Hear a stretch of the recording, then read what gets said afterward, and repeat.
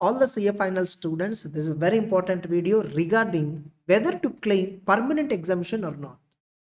And I'm hearing like many students are putting messages saying, sir, should I go for permanent exemption? Like some students know they got exemption in AFM in CA final group 1, and they're only left with 2 papers for the next November attempt. Some of their friends are saying that, hey, you surrender AFM, better not to go for permanent exemption, because if permanent exemption is opted, in the remaining 2 papers 50-50 you need to get.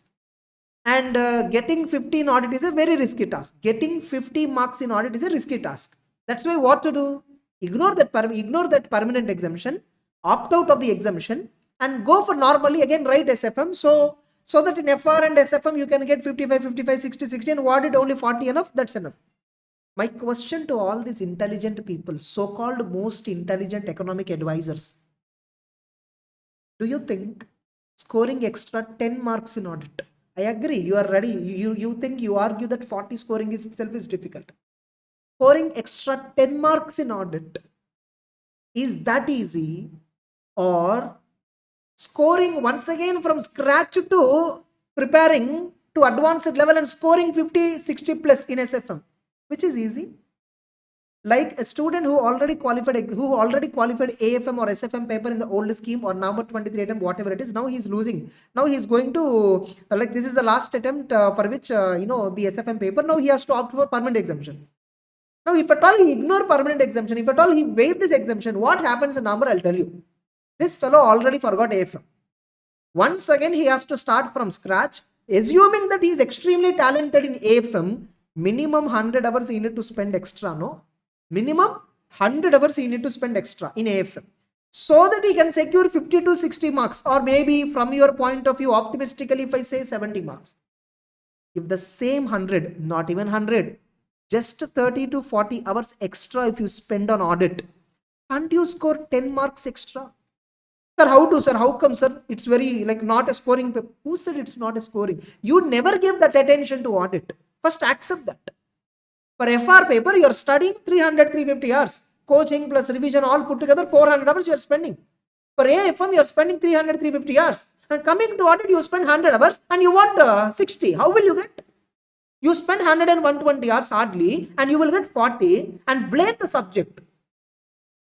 Compare how much time you are spending for FR, how much time you are spending for AFM, and how much time you spend for audit. Don't argue saying audit is not a scoring paper, that's why we are not spending time. You spend same amount of time that you spent on FR to audit. Challenge you, you will get exemption in audit. FR coaching is 250 to 260 hours regular. Auditing coaching is 130 to 140 hours regular. So coaching itself 50% difference. And revision preparation hardly for audit, nobody will sit and spend more than 100. For FR, you will spend 150 hours again for revision, 400 hours. How come you, and okay, since you are spending 400 in FR, 400, these students who argue like morons, what they argue, FR no is a scoring subject, so spend more time on FR. 400 hours he'll spend, as if he'll get 80 marks in FR. This guy will get hardly 55, 52. And the same guy who spent 150 hours or 160 or 200, he'll be getting 40 in audit.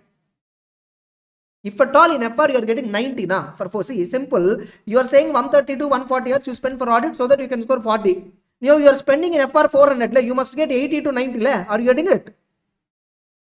Think common sense, you apply common sense, brain. Don't think in a very narrow way, think holistically. You're going to be a chartered accountant.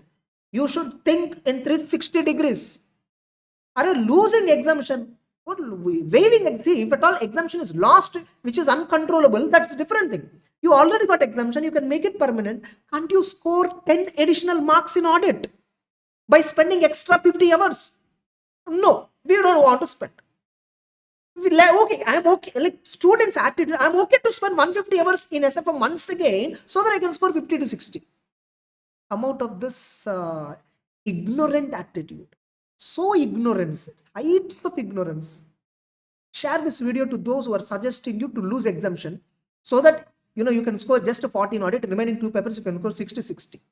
And ask them how much they scored in FR, how much they scored in AFM. If at all, whoever is advising you, ask them, have they scored 80, 90 plus in FR and SFR? A student who really scored FR and SFM 80 or 90 plus, it never, most of them will get, most of those students will be getting more than 16 audit. And 99% I'm sure, most of the student will not spend not more than 50% of the time on audit. Whatever time they spend on FR alone, out of it 50%, not even 50%, less than 50% time only he will allocate for audit, and blame the subject that it is not a scoring subject. You are impartial. Again, here one more argument. Sir, even if you read we don't understand. What you don't understand?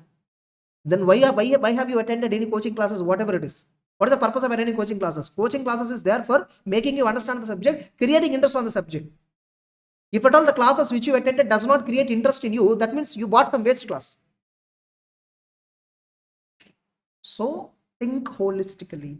Don't lose your valuable, precious exemption. And once again, starting AFM, which you studied long ago, which takes 150 to 200 hours of time. No, don't take a foolish decision. August 7th onwards for November 24 exams, the exam application forms will open.